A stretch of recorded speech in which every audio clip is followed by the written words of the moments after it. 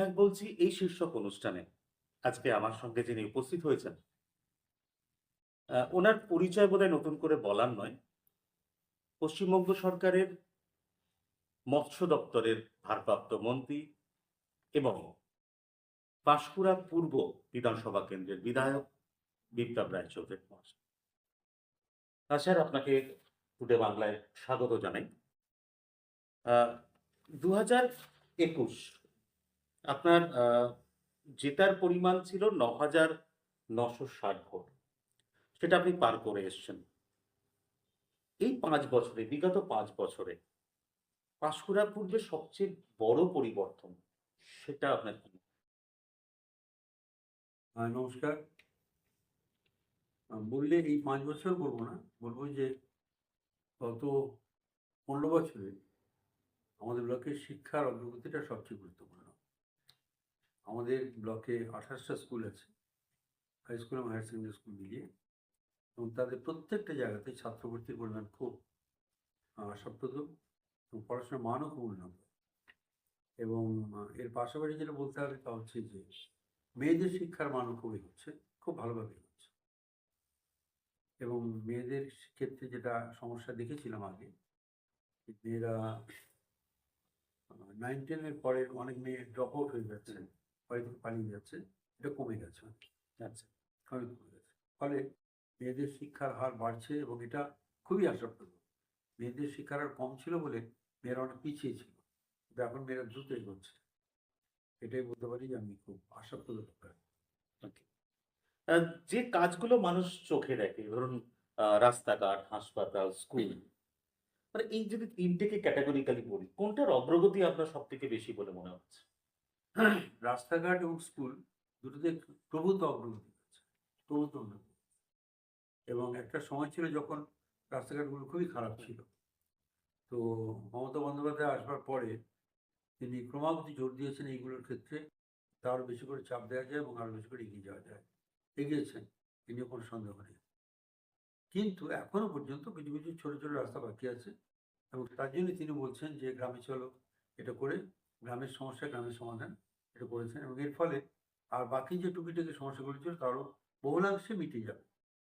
এবার ধরুন 5% কাজ বাকি থাকে সবসময়, আগামী দিনে মানুষের প্রত্যাশা বাড়ে, সেগুলো থাকবে, কিন্তু মেজর সমস্যাগুলোর ক্ষেত্রে কেউ আর না বলতে পারবে না। অনেকগুলো কাজের তো চলছে, কাজ চলছে, ব্লকে ব্লকে কাজ চলছে। তবুও কোন সমস্যাটা আপনার এরিয়ায় আপনাকে ভাবায়? আচ্ছা, একটা হচ্ছে যে যারা পাশ করছে তারা আগামী দিনে ঠিক ঠিক চাহিদা, মানে ঠিক ঠিক নিজের পছন্দ, নিজের সামর্থ্য অনুযায়ী যেটা করা দরকার সেটা করতে পারছি কিনা, এটা সম্পর্কে আমি একটু চিন্তিত আছি। মানে আপনি কর্মসংস্থানের ব্যাপারটা বলছেন? কর্মসংস্থানে, শিক্ষার অগ্রগতির ক্ষেত্রেও। আচ্ছা। যেমন আমরা যখন হায়ার সেকেন্ডারি পড়তে গেলাম তখন হায়ার সেকেন্ডারিতে 3টে স্ট্রিম ছিল, সায়েন্স, আর্টস এবং কমার্স। যেসব ছেলেরা যারা সায়েন্সে পছন্দ করতে বেশি করে তারা সায়েন্সে চলে যেত, একদম। যারা সাহিত্য টাহিত্য পছন্দ করতো তারা আর্টসে চলে যেত, যারা সাহিত্য এবং এটা বিজ্ঞান কোনটাতে খাপ খাওয়াতে পারেনি বা পছন্দ নয় ততটা, তারা কমার্সে চলে যেত। এখন যারা পাশ করছে তারা, তার ক্ষেত্রে অ্যাভিনিউ অনেক বড় হয়েছে, অনেক বেড়েছে, কিন্তু তারা সব ঠিক মতো মনের মতো পছন্দ পাচ্ছে কিনা আমি জানি না। তার কারণ হচ্ছে যে মেয়েরা দল বেঁধে আমি দেখছি যে মেয়েরা চলে যাচ্ছে নার্সিং ট্রেনিং। লক্ষ্যটা একটাই, আমি নার্সিংয়ের একটা চাকরি পেয়ে যাবো। কিন্তু মনটা কি নার্সিংয়ের দিকে যাচ্ছে? আমার বন্ধু, তার এক মেয়ে, সে অনেকদিন আগে তার বাবাকে বলেছিল যে আমাকে ওই তুমি সেই নোংরা ঘাটার জায়গায় পাঠিয়ে দিচ্ছ। তার বাবা যখন বলছে তুই নার্সিংয়ে চলে যা, বলছে সেই নোংরা ঘাটার জায়গায় পাঠিয়ে দিচ্ছ, না আমি ওটাতে যাবো না, অনেকদিন আগে বলেছিল। আচ্ছা। তো এখন এটা মেয়েরা সেটা আর ভাবছে না, ভাবছে চাকরিটা পেলে আমি এটা নিশ্চিত হবো, এই জন্য তারা নার্সিংয়ে চলে যাচ্ছে। নোংরা ঘাটার কথাটা ভাবা হচ্ছে না। কিন্তু আরো অনেকগুলো ক্ষেত্র তৈরি হচ্ছে, যেমন হেলথের ক্ষেত্রে অনেকগুলো নতুন অ্যাভিনিউ তৈরি হচ্ছে, 2.5 বছর 3 বছর কোর্সের ট্রেনিংয়ে অনেক জায়গায় চাকরি তৈরি হচ্ছে, অসংখ্য নার্সিংহোমে নতুন নতুন সম্ভাবনা তৈরি হচ্ছে, ফলে চাকরির ক্ষেত্রটা বাড়ছে। এটা সবাই যে পছন্দ করে যাচ্ছে তা নয়, কম্পালশনের জন্য কম্পালশনের জন্য যাচ্ছে। যাচ্ছে।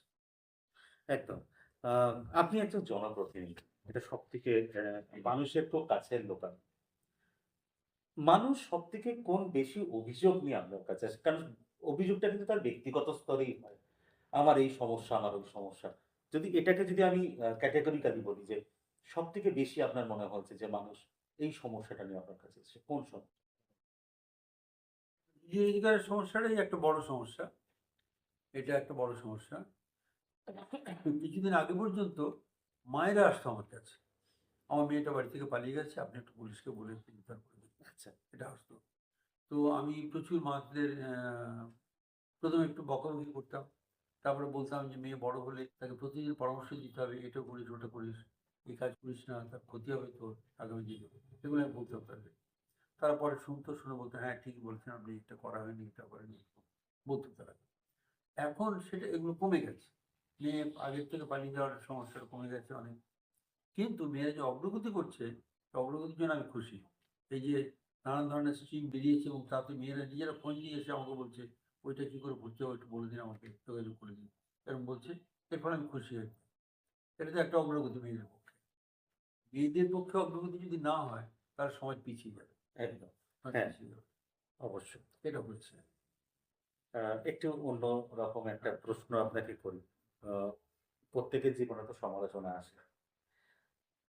আপনার নামে যদি সমালোচনা হয়, আপনি এটা ব্যক্তিগতভাবে কিরকমভাবে নেন সমালোচনা? আমি খুব আনন্দের সঙ্গে নিই। খুবই আনন্দের সঙ্গে নিই এইজন্য যে, আমি জানি যে আমাদের সীমাবদ্ধতা আছে। সীমাবদ্ধতা আছে এবং এই সীমাবদ্ধতাকে আমাদের অতিক্রম সমাজ নানা ধরনের ভাগে, ভাগে চলে। নানা ধরনের সমস্যার মধ্যে দিয়ে চলে। আমরা যারা মানুষ আমরা ভাবি যে আমরা আরো বেশি করে উন্নত করব। কিন্তু উন্নয়নের কতগুলো মাপকাঠি আছে। সেই মাপকাঠিগুলো থাকলেও মানুষ ভাবছে আরেকটু উন্নতি কি করব। এখন এর নিয়ে কিছু যে সমস্যাগুলো আছে, এই সমস্যাগুলোর সবচেয়ে ১ম যে সমস্যা সেগুলো হচ্ছে মানুষ নিজেকে তৈরি করছে কিনা। ছেলেরা নিজেদের তৈরি করছে। এবং আমি বিভিন্ন স্কুলে আমাকে যখন ডেকে নিয়ে যায়, তখন আমি গিয়ে জিজ্ঞেস করি যে, আ আমাকে ডেকে নিয়ে এসেছেন কেন? হেডমাস্টারকে জিজ্ঞেস করি। তো বলে যে, "আপনি একটু ভালো কথা বলবেন ছেলেকে, ছেলেটা শুনবে।" আমি বলি যে, "ভালো কথা শুনবে ছেলেরা এটা ভালো। যারা ডেকেছেন এটাও ভালো। কিন্তু ভালো কথা শুনবে যে তার পরিবেশটা কোথায়?" কেন? কারণ আপনার স্কুলে তো ছাত্রছাত্রী ১,০০০। তো সামনে বসে আছে ৪০০ এবং এরা বাচ্চা ছেলেমেয়েরা বসে আছে। একটু বয়সের ছেলেমেয়েরা বসে থাকলে তাদেরকে ভালো কথা বললাম বেশি করে শুনলো তারা, সেটা নেই। কেন নেই? না আজকাল ছেলেদের মধ্যে একটা চঞ্চলতা আছে। ছুটির দিন মনে করে তারা একটু উপভোগ করছে আজকে। কেউ পিকনিকে গেছে, কেউ বেড়াতে গেছে, এরকম করেছে। ফলে একটু কম হয়েছে। আমরা এটা করবেন না। কারণ এইজন্য যে পিকনিকে যাচ্ছে তারা পিকনিকে যাক। ছুটির দিন দেখে যাক। স্কুলের ছুটির দিনে মাস্টারমশাইরা ফ্রি থাকবেন। তারা কথা বলতে এসছেন, ২-১ জন ভালো লোক আসবেন তারা কথা বলবেন। কিন্তু সেই সময় ছেলে পিকনিকে চলে গেছে, এটা ভালো দৃষ্টান্ত না। এটা আমি সতর্ক করে দিই। মাস্টারমশাইরা বললেন যে, "হ্যাঁ, এটা ঠিকই বলেছেন, এটা আমরা করব।" আ একটু বিরোধী রাজনীতি নিয়ে আসি। আ শুনতে পাওয়া যায় বা অনেক বিরোধী আপনিও জানেন যে বিরোধীদের একটা বক্তব্য হচ্ছে তৃণমূল সরকার মানেই মেলা, মৎস্য এইসব হচ্ছে। প্রকৃত উন্নয়ন বলতে যা বোঝায় সেটা হয় না। আপনি কি তা মনে করেন? একদম না, একদম না। বলা যেতে পারে যে কারণে আমরা কংগ্রেস ছেড়ে তৃণমূলে এলাম, তার একটা মৌলিক দৃষ্টিকোণ ছিল যে কংগ্রেস আ খানিকটা বলা যেতে পারে যে আরাম-কেদারের রাজনীতি করছিল। আরাম-কেদারের রাজনীতি করছিল। কংগ্রেস যে সিপিএমকে তাড়াতে হবে, তাড়িয়ে যে আমাদের ক্ষমতায় আসতে হবে, তার জন্য যে অ্যাগ্রেসিভ পলিটিক্স করা দরকার ছিল, যে করছিল না। এর একটা অদ্ভুত ঘটনা ঘটেছিল আমাদের জীবনে। মমতা তখন যুব কংগ্রেসের সভাপতি। মমতা একদিন আমাদের বললেন যে, "আমি একটু গ্রাম দেখতে যাবো। গ্রামের মানুষ কিরকম আছে। আমরা কিছুটা জানি, ও তো বীরভূমের মেয়ে। আমি কিছুটা জানি কিন্তু আরো বেশি করে জানতে চাই।" বলে মমতা আমাদের বলল, চলুন তাহলে কোথায় যাবেন?" বললাম, "মেদিনীপুরে যাবো।" তো মেদিনীপুরে যখন এলেন, মেদিনীপুরে এসে বললেন যে, "না আমি মেদিনীপুরে না, আমি ঝাড়গ্রামে যাবো।" তা আবার গাড়ি করে আমরা ঝাড়গ্রাম গেলাম। ঝাড়গ্রামে গিয়ে বললেন যে, "আমি বেলপাহাড়ি যাবো। আমি একদম জঙ্গলের মধ্যে দেখতে চাই। মানে একেবারে প্রত্যন্ত প্রান্তের মানুষেরা কিভাবে বাঁচে।" তো মমতাকে নিয়ে যাওয়া হলো এবং সেখানে গিয়ে একটা ৩-৪টা মোটরসাইকেল জোগাড় করা হলো। জোগাড় করে তাকে নিয়ে যাওয়া হলো জঙ্গলের মধ্যে। এবং যেটা মমতার অভিজ্ঞতা, আমাদের অভিজ্ঞতা তা হচ্ছে যে একটা বড় গাছের নিচে ১০-১২ জন ১৫ জন পুরুষ মহিলা বসে আছে। ছিন্নমূল চেহারা এবং ছিন্ন বস্ত্র পরিহিত তারা সব বসে আছে। পুরুষ এবং মহিলা সবাই। মমতা ব্যানার্জি তাদেরকে জিজ্ঞেস করেন যে, আপনাদের নাম কি, তোমাদের নাম কি, জীবনযাপন কিরকম চলে, তোমার ঘর কোথায়, ইত্যাদি। তো তারা বললো যে তুই জানি কি করবি, না জানতে ইচ্ছে করেছে, জানতে ইচ্ছে। বলছি এই যে সামনে লোকটা দেখেছিস, এই লোকটার বয়স কত? বলে তো 60 বছর বয়স। না, তো বয়স 40, 45, 42 বছর বয়স, 45 বয়স। না খাতি পেয়ে মরে যাবে, না খাতি পেয়ে মরে যাবে। তখন এই কাগজ বেরিয়েছিল, আমরা আসলে 3জন লোক মারা গেছে না খেতে পেয়ে। তোমাদের এটা দেখতে গেল, দেখতে গিয়ে বললো যে না খেতে পেয়ে মরে গেছে। ও এখন তো ওর চেহারা খারাপ হয়ে গেছে, কেন না খেতে পেয়ে, না খেতে পেয়ে চেহারা খারাপ হয়ে গেছে। মেয়েরা বললো, ছেলেরা বললো, পুরুষরা বললো। তখন মমতা অবাক হলো, বলছে না খেতে পেয়ে এরকম হয়েছে? হ্যাঁ, না খেতে পেয়ে লোক মরে গেছে মানে। তখন মমতা বলেছিল যে আমরা যদি কখনো ক্ষমতায় আসি তাহলে এইসব লোকেরা না খেয়ে আর থাকবে না, আমাদের খাওয়ার ব্যবস্থা, এটা আমাদের প্রথম কাজ। এবং প্রকৃতপক্ষে মমতা ব্যানার্জি মুখ্যমন্ত্রী হওয়ার পরে প্রথম যে কাজটা করেছে সেটা হচ্ছে যে বিনা পয়সায় রেশন চালু করছে। এটা প্রথম চালু করেছে ঝাড়গ্রামকে দেখে, আচ্ছা। ঝাড়গ্রামকে দেখে। ঝাড়গ্রামের ওই কথাটা মনে রেখে যে চালু করেছে যে আমি বিনা পয়সায় রেশন দেবো সেই লোকেদের যারা খেতে পায় না, যাদের চাল কিনে খাওয়ার কম হয়। জিজ্ঞেস করেছিল তোমরা কি খাও, বলছিল যে যেদিন কাজ হয় সেদিন তো টাকা পাই, সেদিন চাল কিনে ভাত খাই। যখন টাকা থাকে না তখন জঙ্গলে ঘুরি আমরা, তো গরু মেরে খাই, পুড়িয়ে খাই। যে শুয়োর পেলে শুয়োর মেরে পুড়িয়ে খাই, ছাগল পেলে ছাগল মেরে পুড়িয়ে খাই। যে কিছু দাম না, যদি গাছের পাতা পুড়িয়ে খাই, গাছের পাতা সেদ্ধ করে খাই। তো দেখছিস আমাদের চেহারা কিরকম হয়েছে, কিরকম বুঝতে। ফলে রেশনটা বিনা পয়সায় দেওয়া আমাদের একটা মানে ঐতিহাসিক কাজ হয়েছে, ঐতিহাসিক কাজ। এবং এই কাজটার মধ্যে দিয়ে মমতা জয় করে নিচ্ছে ওদের সকলের হৃদয়, হৃদয়। এটা একটা খুব গুরুত্বপূর্ণ কাজ মমতা শুরু করেছে। তারপরে পরে মমতা অনেকগুলো কাজ করেছে। তার মধ্যে আরেকটা মিটিংয়ে মমতা স্কুলে মেয়েদের জিজ্ঞেস করেছিল যে তারা কি পড়িস, কি জিজ্ঞেস ছিল। তার সঙ্গে জিজ্ঞেস করেছিল তোর বাড়ি কত, বলে স্কুল থেকে আমার বাড়ি 3 মাইল, কি করে আসিস, হেঁটে হেঁটে আসিস। তখন মমতা বলেছিল কেন বাসে করে আসতে পারিস না? মানে মা কান্নাকাটি করেছিল বলে বাবা স্কুলে ভর্তি করেছে, বাসের কথা বললে স্কুল ছাড়িয়ে দেবে। তখন মমতা বলে আমি যদি সবাইকে একটা করে সাইকেল দিই, এই সাইকেল যাত্রাটা মমতা প্রকৃতপক্ষে ও সভ্যতার পথে যাত্রা শুরু, সে থেকে সেই থেকে চিন্তা শুরু। ভাবনা। এবং এটা একটা অসাধারণ বৈপ্লবিক চিন্তা, বৈপ্লবিক চিন্তা। এই যে চিন্তা করেছে মমতা, এটা আমি অনেক সময় মিটিংয়ে বলি যে বিধান রায়কে মুখ্যমন্ত্রী হিসেবে আমি দেখেছি। আমি দেখেছি মানে তখন আমার স্কুলের ছাত্র, তখন স্কুল শেষ করছি, কলেজে দিয়ে যাচ্ছি, তখন বিধান রায় মুখ্যমন্ত্রী ছিলেন। একবার এসেছিলেন আমাদের এখানে মিটিং করতে, দূর থেকে দেখেছিলাম। তখন মুখ্যমন্ত্রী দেখি কি বলছেন, কন্টেন্টসটা কি, কতটা গভীর, কতটা বিস্তার, ওসব বুঝি। প্রফুল্ল সেনকে দেখেছি আমরা, তখন আমরা ছাত্র আন্দোলন করেছি।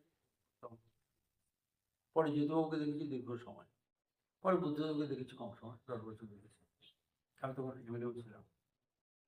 এদের সবাইকে দেখেছি। কিন্তু এই যে একটা ছেলে বা একটা মেয়ে 3 মাইল দূর থেকে, 2 মাইল দূর থেকে হেঁটে হেঁটে আসছে, তার কষ্টটা লাঘব করার জন্য একটা সাইকেল দেওয়া যেতে পারে, একটা মুখ্যমন্ত্রী ভাবছে, এটা আগে কখনো নেই, কখনো নেই। এটা সবাই বুঝতে পারলো, বিচক্ষণ। এই যে এরা প্রত্যেক বিচক্ষণ লোক, তার সত্ত্বেও রেশনটা বিনা পয়সায় দেওয়া যেতে পারে, সবচেয়ে দরিদ্র লোকেরা না খেয়ে মরবে না, তারা বেঁচে থাকবে, এই চিন্তাটা আগে এদের কার কাছ থেকে নিতে। এটা একটা অদ্ভুত মমতার একটা এই যে তাৎক্ষণিক সিদ্ধান্ত, কিন্তু সেই সঙ্গে একটা সুদূর স্পর্শী সিদ্ধান্ত। মমতা ব্যানার্জি প্রসঙ্গই যখন এলো, একটা জিনিস আমার খুব জানতে ইচ্ছা করছে, সেটা হচ্ছে আপনার চোখে মমতা ব্যানার্জি। না, অসাধারণ, অসাধারণ, কোনো সন্দেহ নেই, অসাধারণ। যে কাজগুলো করেছেন, 80টা 85টা 90টা স্কিম করেছেন, এই স্কিমগুলোর মধ্যে এত দূরদর্শিতা আছে যে আমরা অবাক হয়ে ভাবছি মাঝে মাঝে যে এত দূরদর্শিতা পেল কোথায়। দূরদর্শিতা তো আমাদের অভিজ্ঞতা থেকে আসে, আর কতগুলো আসে সমস্যার মুখোমুখি হয়ে মনে হয় যে এভাবে সমাধান করে সমাধান। এটা ইনটিউশন থেকে আসছে, তাৎক্ষণিকভাবে একটা হৃদয় বেদনা থেকে আসছে। হৃদয় বেদনা না হলে তো ঠিক এরকম জিনিসগুলো বেরিয়ে আসে না, এর থেকে এসছে। কিন্তু আমি ভাবি যে আচ্ছা, বিধান রায়েরও তো হৃদয় বেদনা আছে। তিনি ওর গল্প আছে যে রাইটার্স বিল্ডিং থেকে বেরোচ্ছেন, হঠাৎ শুনলেন যে একটা লোক কাশছে ওখানে, তাকে ডাকলেন, ডেকে বলে যে তুমি এই ওষুধ খেও। সেও ভাবছি যে বোধহয় আমার চাকরি করে, কিন্তু উনি বলেন না তোমার চাকরি না, তুমি এই ওষুধটা খাবে আর তুমি রেস্ট নেবে, হয়তো সময় ছুটি তোর পাওয়া নেই, আচ্ছা আমি বলে দেবো ছুটি তোমাদের জায়গায়। এই যে মানবিক মানসিকতা বিধানে ছিল, কিন্তু এই যে জিনিসগুলো মমতা যেগুলো করেছে এগুলো তার সময় ছিল, কিন্তু এত অনুভব করবার একটা সুযোগ ছিল না, বা তিনি পারেননি, কিন্তু মমতা পেরেছে। এসআইআর একটা বহুল চর্চিত বিষয়। এই এসআইআর এর অনেক জায়গায় মানে বিরোধীরা অনেকে বলছে যে এসআইআর হওয়ার ফলে এবারে তৃণমূল কংগ্রেসের চাপ বাড়লো এবং তার কারণ হিসাবে দেখাচ্ছে যে নতুন বছর থেকেই অভিষেক ব্যানার্জি ওনার মানে ভোট প্রচার শুরু করে দিয়েছেন। এই ব্যাপারটা আপনি কিভাবে দেখছেন? খুব সহজভাবেই দেখছে। জিনিসগুলো এরকম যে বিজেপি যে রাজনীতি করছে তার মধ্যে যতটা যুক্তি আছে তার চেয়ে বেশি হচ্ছে কৌশল। আচ্ছা, যুক্তির চেয়ে বেশি হচ্ছে কৌশল, এবং এই কৌশলের পেছনে আছে অর্থ সম্পদের বাচ্চা প্রদর্শন। yes, এটা হচ্ছে বিজেপির একটা মৌলিক ব্যাপার। বিজেপি যদি যুক্তিগতভাবে রাজনীতি করতো তাহলে আমাদের কোনো অসুবিধা নেই, যুক্তিগতভাবে যে কেউ রাজনীতি করতেই পারে। কিন্তু অর্থ সম্পদের কৌলীন্য দেখিয়ে সে যেভাবে আমাদের দাবিয়ে রাখবার চেষ্টা করছে, এটাতে আমাদের আপত্তি আছে, মানে আমাদের সকলেরই আপত্তি আছে। বিজেপি দেশকে উন্নত করবার চেষ্টা করবে, কিন্তু দেখা যাচ্ছে দেশকে উন্নত করার সেই চেষ্টা হচ্ছে না। আমাদের বন্দরগুলো বিক্রি করে দিচ্ছে, ব্যাংকগুলো বিক্রি করে দিচ্ছে, স্টেশন বিক্রি করে দিচ্ছে, গোটা দেশের মৌলিক সম্পদগুলো বিক্রি করে দিচ্ছে। মনে রাখতে হবে যে 47-এ যখন দেশ স্বাধীন হয় তখন জওহরলাল বলেছিলেন আমাদের একটা আলপিন তৈরি করার ক্ষমতা নেই, আমরা দেশকে এখন যে জায়গাটা পেয়েছি, এখন আমাদের নতুন করে কলকারখানা তৈরি করতে হবে, তৈরি করে কলকারখানা এগিয়ে নিয়ে যেতে হবে। তো Rourkela steel plant, Durgapur steel plant ইত্যাদিগুলো হয়েছে তখন, এবং আরো অনেক কিছু হয়েছে, ক্রমাগত হয়েছে। এখন দেখা যাচ্ছে, আমাকে পরশুদিনই আমার এক আত্মীয় আছেন ভিলাইয়ে, বলছে যে ভিলাই স্টিল প্ল্যান্ট বিক্রি হয়ে গেল আদানি কিনে দিল। তো এই যে সব শিল্পপতিদের বিক্রি করে দিচ্ছে, তাদের বলুন যে আমাদের যেগুলো আছে রাষ্ট্রীয়, সেটা আমাদের অর্থনীতি তো একটা আছে, বিত্তমান লোকেরা তারা অর্থনীতি করছে, আরেকটা আছে আমরা নিজেরা, সরকার এক ধরনের অর্থনীতি করছে, আরেকটা হচ্ছে সমবায় একটা অর্থনীতি। আমরা ত্রিস্তরীয়ের মধ্যে দিয়ে আমরা এগোচ্ছি। এখন দেখা যাচ্ছে যে না, আমরা সবটা সরকারের হাত থেকে সব ছেড়ে দিচ্ছি, ছেড়ে দিয়ে করছি, এবং করছি যে টাকাটা আসছে তাদের কল্যাণমূলক কিছু হচ্ছে না। যদি বলতে যে ভারতবর্ষের সমস্ত হাসপাতালগুলো নার্সিংহোম তুলে দেবো, তুলে দিয়ে হাসপাতাল করে দেবো, সব হাসপাতালকে বিনা পয়সার লোকেরা চিকিৎসা করবে, যা টাকা লাগবে আমরা দেবো, এরকম যদি একটা উদ্যোগ হয় তার একটা মানে আছে। মমতা একটা কাজ করেছে, মমতা ব্যানার্জি একটা অদ্ভুত কাজ করছে। পিজি হাসপাতালের এখন যে অতগুলো 10তলা বিল্ডিং হয়েছে, মমতা একটা পরে হয়েছে, ওই সোমনাথ পণ্ডিতকে নিয়ে নিয়েছে পিজির আন্ডারে, নিয়ে ওই জায়গাটাকে ব্যবহার করছে, করে ওখানেও বড় বড় বাড়ি তৈরি করার চেষ্টা করছে, আর অনেক মানুষকে ব্যবহার করার চেষ্টা করছে। দেখা যাচ্ছে পিজি হাসপাতালে যে কোনো দিন যাবেন, সেই দিয়ে দেখবেন যে হাজার হাজার লোক সব পিজি হাসপাতালে ঢুকবে। কেন? চিকিৎসা ওখানে হয় বলে সবার একটা ধারণা, সবার ধারণা। আমাকে এই গ্রাম থেকে যত লোকেরা আসে একটু পিজিতে ভর্তি করে দেয়, সবাই বলে। তার ধারণা হচ্ছে ওখানে গেলে ভালো চিকিৎসা পাওয়া যায়। আমাদের এই জন্য পিজিকে আরো বেশি করে ভালো করবার চেষ্টা করে যাচ্ছেন ক্রমাগতভাবে। কিন্তু পাশাপাশি পশ্চিমবঙ্গে গত 15 বছরে 42টা নতুন হাসপাতাল তৈরি করেছে। এখন মনে হচ্ছে আরো 40টা হাসপাতাল করতে হবে। কেননা আমরা ছোটবেলায় পড়েছি 33 কোটি বার নৈকবক্ষীণ হতে পারে দিন তবু নয় করে। আজকে 145 কোটি বার নৈকবক্ষীণ। তো এত লোক বেড়েছে, পশ্চিমবঙ্গে লোক বেড়েছে, একদম। এত লোক বেড়েছে, লোকের সমস্যা বেড়েছে, লোক মানে সমস্যা বাড়বে, সমস্যা বাড়লে সে লোকে চিকিৎসা করতে হবে, কোথায় যাবে তারা? তার জায়গা খুঁজছে তারা। আমাদের এটা উপলব্ধি করতে পেরেছে। এবং আমার দুঃখ হয়, সূর্যকান্ত মিশ্রের ব্যাকগ্রাউন্ড ছিল হেলথ, হুম, তিনি এমবিবিএস ডাক্তার ছিলেন। হুম, হুম। মমতা ব্যানার্জির ব্যাকগ্রাউন্ডটা হেলথ নয়। তিনি ইয়েকে স্বাস্থ্যক্ষেত্রকে এত পরিবর্তন করেছেন যে ভাবলে অবাক হতে হয়, এটা সূর্যকান্ত মিশ্র কেন পারেনি? সে তো 14 বছর না 16 বছর স্বাস্থ্যমন্ত্রী ছিল, তার হেলথের ব্যাকগ্রাউন্ড থাকা সত্ত্বেও সে এটা কাজ করতে পারেনি। আমাদের হেলথের কোনো ব্যাকগ্রাউন্ড নেই, শুধু মানবিকতার ব্যাকগ্রাউন্ড আছে, তাতে মমতা ব্যানার্জি যে কাজ করেছে, আমরা সবাই, যেরকম আমরা যত মেম্বার আছি দলের পক্ষে, আর সবাই অবাক হই যে কি করলো এটা, কি করলো এটা। এটাই মমতার সকলের কাছে সেলাম পাওয়ার উপযুক্ত করে ফেলেছে। ওকে। এবার একটু আপনার দপ্তরে আছে। আমরা বাঙালি, মাছে ভাতে বাঙালি আমরা সবাই একটা, এবং আপনি যে দপ্তরে রয়েছেন সেটাও মাছ। এখনো পর্যন্ত চালানি মাছ আমাদের বাজারগুলো ভরছে, যাতে আমাদের এখানকার মাছ যাতে আমরা খেতে পাই, তার জন্য কি ভাবছেন? আমি যে দপ্তরে এসেছি মৎস্য দপ্তরে, এটা আমার কাছে হঠাৎ প্রাপ্ত। এটা চিফ মিনিস্টার আমাকে বলেছেন, আমি অন্য দপ্তরে কাজ করেছিলাম, এসআইডিসিএল এ কাজ করেছিলাম আমি 4.5 বছর। উনি আমাকে বলছেন যে এসআইডিসিএল এর দায়িত্ব আপনি তো কাজ করেন, ওই অভিজ্ঞতা আছে, ওইটার দায়িত্ব আপনাকে দিচ্ছি। এটা আগের দিন রাত্রে বলেছিলেন। পরের দিন গিয়ে দেখলাম, শপথ নেওয়ার পরে দেখলাম আমি মৎস্য দপ্তরে পেয়েছি। যাই হোক, তিনি দিয়েছেন, আমি মৎস্য দপ্তর নিয়ে কাজ আরম্ভ করেছি। প্রথম যে কাজটা করেছি তা হচ্ছে পশ্চিমবঙ্গের সমস্ত ব্লকে 40টা 50টা 60টা করে ছেলেদের ট্রেনিং দিয়েছি প্রথম বছর। দ্বিতীয় বছর আবার ট্রেনিং দিয়েছি। প্রথম বছর ট্রেনিং দিয়েছি 45,000 ছেলে মেয়েকে, দ্বিতীয় বছর ট্রেনিং দিয়েছি 60,000 ছেলে মেয়েকে। এবছর তৃতীয় বছর, আমার এই তৃতীয় বছর কমপ্লিট করার কথা। আমি ট্রেনিং দেবো, কিন্তু এই ভোটার তালিকা অংশ নিতে 35 সালে করে ট্রেনিংটা হলো না।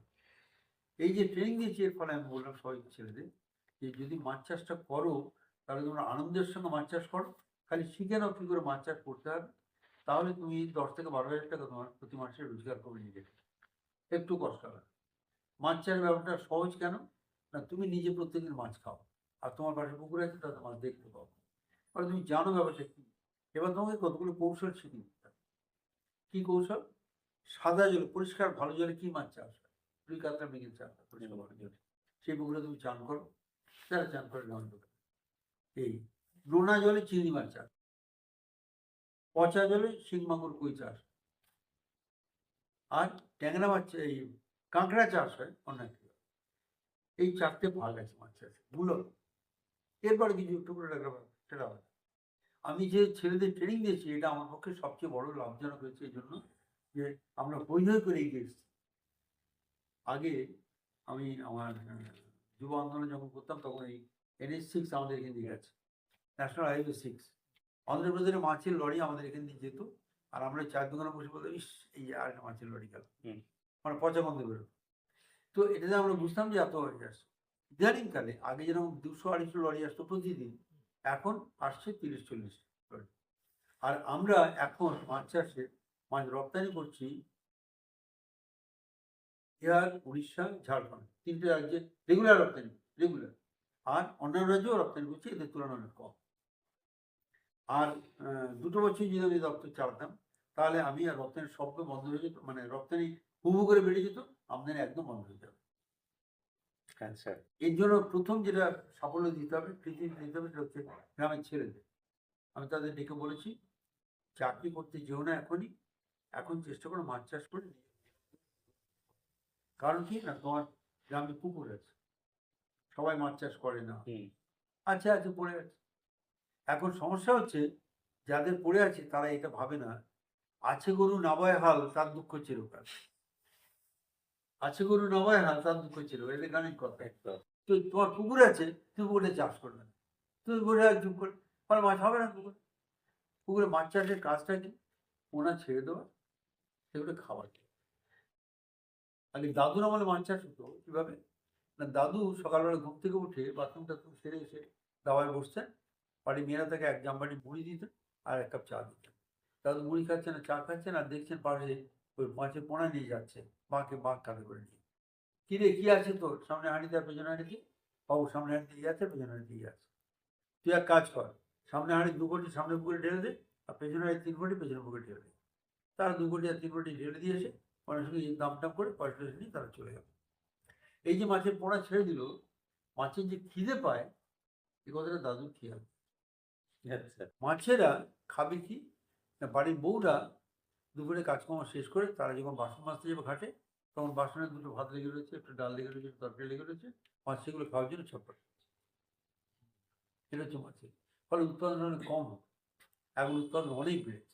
কারণ আমরা জেনেছি যে মাছের খিদে পায়, মাছকে খাবার দিচ্ছি আমি। এই খাবারের 2 রকম ভাগ আছে, 2 রকম না 3-4 রকমের আছে, কিন্তু মূলত 2 রকম। একটা হচ্ছে ফ্লোটিং ফিড, আর একটা হচ্ছে সিঙ্কিং ফিড। আমি সিঙ্কিং ফিড দেওয়াটা কমিয়ে দিয়েছি। আমি বলি সিঙ্কিং ফিড দেবেন না, জল ডুবে যায়। জল ডুবে গেলে মাটিতে পড়ে কাদায় পড়ে যায়, কাদায় পড়ে গেলে মাছ আবার কাদায় 1টা 2টো খুঁটি খুঁটি খেলো, তা আবার পছন্দ করে না। কিন্তু ফ্লোটিং ফিড থাকলে খায়। কীরকম খায়? আমি দেখতে গেছি জায়গাটার নাম মনে নেই, বাঁকুড়ার ওইদিকে। সেখানে আমি বললাম যে আছে দেখি ফ্লোটিং ফিড দাও তো, সরিয়ে দিল। মাছ লাফিয়ে লাফিয়ে এসে খাচ্ছে, লাফিয়ে লাফিয়ে এসে খাচ্ছে, লাফিয়ে লাফিয়ে খাচ্ছে। খাওয়ার পরে ওরা নিচে চলে গেল, অথচ তখন অনেক লোডিং ফিট খাচ্ছে না কেন, বলে আপনি বসুন এখানে, আপনি বসুন, আপনাকে চা এনে দিচ্ছি। আমি চা এনে দিচ্ছি কেন, বলে আপনি শুধু শুধু বসে থাকবেন কেন, একটু চা খেতে গিয়ে দেখবো। আমি চা খেতে গিয়ে দেখছি ওরা 20-25 মিনিট পরে, আধ ঘন্টা পরে ওরা আবার উঠে যায়, আবার খেতে হবে, সব খাবার নিঃশেষ করে দিল, যে আবার নিজে খেলাধুলো করতে হবে। আবার যতক্ষণ পাবে তখনই মানুষ, এই যে আমরা খাই কেন বেঁচে থাকবে, পাঁচও খাবার বেঁচে থাকবে যে। তা আমি যদি খাবার না দিই তাহলে ভালো হবে না, তারা রুগ্ন হবে। এইটা তখন ছিল না, এটা শুরু করেছি। শুরু অবশ্য আগে অনেক হয়েছে, অনেকে জানে এভাবে, কিন্তু আমরা এটা জোর দিয়ে আরম্ভ করেছি। এর ফলে এখন ক্রমশ আমাদের উৎপাদন অনেক বেড়েছে, এবং এখন বাজারে দেখবেন দামের একটা স্টেবিলিটি আছে। হুম। খালি যেটা এখনো করতে পারিনি, কিন্তু করছি, এগোচ্ছি, এটা হচ্ছে যে আমরা ট্যাংরা, পুঁটি, ওই আরো এই ছোট ছোট মাছ, মোরলা। মোরলা, এগুলো আমরা এখনো করতে পারিনি, মানে বাজারে বড় করে দিতে পারিনি। আগে সামগ্রিকটা দেখে তারপরে এগুলো দেখছি, এটা করতে পারিনি, এটা করা আরম্ভ করে দিয়েছি। এটা হচ্ছে এক, দুই হচ্ছে যে আরেকটা কাজ করছি। হ্যাঁ, ওই শিং মাগুর দাম এখনো 1,000 টাকা কেজি, 900 টাকা, 1,000 টাকা কেজি। আমি বলছি না, ওটা কমিয়ে ফেলবো, ওর কাজ আরম্ভ করেছি, এবং আরো একটা বছর লাগবে। মাছ তো আর সকালবেলা বললে বিকেলবেলা পাওয়া যাবে না। একদম একদম।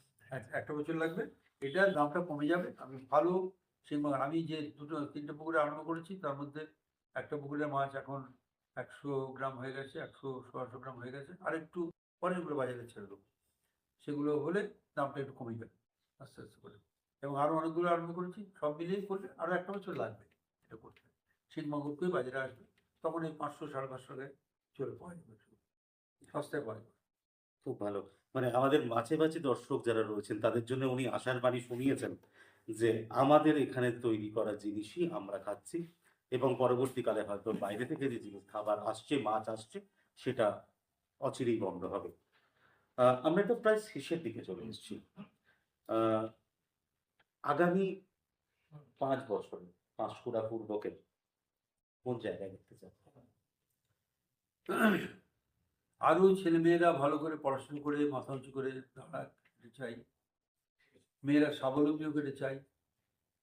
অভিভাবকরা আরো উদ্যোগী হোক, সতর্ক হোক, এই যদি ছেলেমেয়েদের প্রতি নজর দিক, এটা চাই। আর সবাই মিলে সামগ্রিকভাবে মানুষ দেশের কল্যাণের জন্য কাজ করবে, এটা চাই। আপনার 2021-এ যে প্রতিশ্রুতি ছিল সেটা 2026-এ আমরা এসে পৌঁছেছি, প্রতিশ্রুতি কতটা পূরণ হয়? আমি সাধ্যমতো চেষ্টা করেছি লোকেদের সঙ্গে থাকবার, লোকেদের কাজ করবার, সমাজের কাজ করবার সাধ্যমতো চেষ্টা করেছি।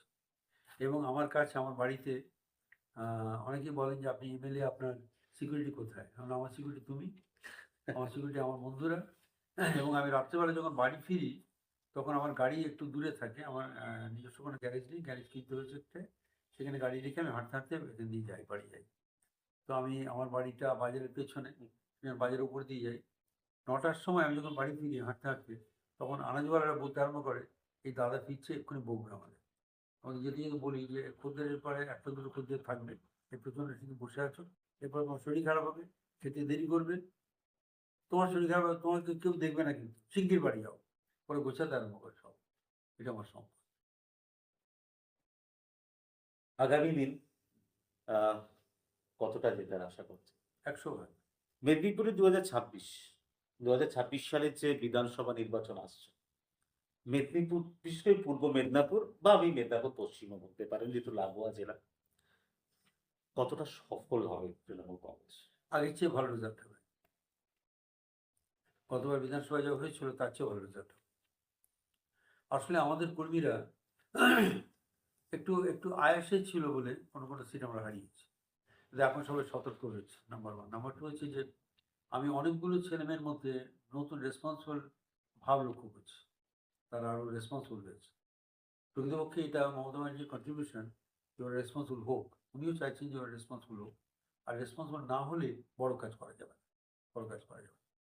যেটা হয়েছে, এবং এই পরিবর্তনটাই আমাদের দলের পক্ষে একটা উল্লেখযোগ্য পরিবর্তন, উল্লেখযোগ্য। ঠিক এইটার আপনার কথার রেস ধরেই 2026-এ, মানে একটা সময় তৃণমূলের এখানে একটা বড় ছিল সাফল্য আপনি বলছেন 100% পাবেন, আগের থেকে অনেক ভালো হবেন। বিরোধীরা বলছে এখানে তৃণমূলের সাফল্যের পেছনে বাধা হচ্ছে শুভেন্দু অধিকারী। আপনি কতটা মনে করছেন? শুভেন্দু চেষ্টা করছে আটকাবার। শুভেন্দু চেষ্টা করছে আটকাবার। সে একটা দল করে, আমাদের সঙ্গে করতো। এখন তো সে আমাদের সঙ্গে করে না, সে একটা অন্য দল করে। তার টার্গেটই হচ্ছে যে সে কি করে আমাদের হারিয়ে দিয়ে সে নিজে নেতৃত্ব। আমরা তো ছেড়ে দেবো না। আমরা তো রাজনীতি করতে এসেছি। আমাদের রাজনীতি মানে মানুষকে ধাপ্পা দেওয়া নয়। মানুষের কল্যাণ করা, কল্যাণকামী রাজনীতি। এই কল্যাণকামী রাজনীতি মানুষ বুঝতে পেরে গেছে। এবং আমি বলব যে বিধান রায় পশ্চিমবঙ্গের অনেক কল্যাণ করেছেন। মমতা ব্যানার্জি তার চেয়ে বেশি কল্যাণ করেছেন।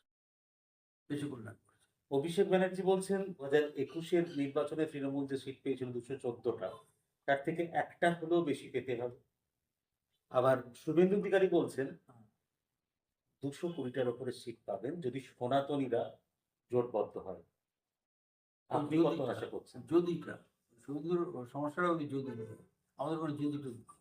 আমরা জিতবো, আমরা এগিয়ে আছি, আরো এগোবো, আরো ভালো হবো। অভিষেক ঠিকই বলেছে। আহ, মানে আপনার মত ২০২৬ সালে আবার মমতা ব্যানার্জি আবার চতুর্থবারের বলতে জন্য মুখ্যমন্ত্রী হবে। মুখ্যমন্ত্রী হচ্ছে। আমাদেরকে সময় দেওয়ার জন্য আপনাকে অনেক অনেক শুভেচ্ছা জানাই। নতুন বছরের শুভেচ্ছা জানাই। আপনারা সুস্থ থাকুন, ভালো থাকুন, আর সমস্ত খবরের আপডেটের জন্য চোখ থাকুক প্রেস পেট্রোলে বাংলায়। নমস্কার।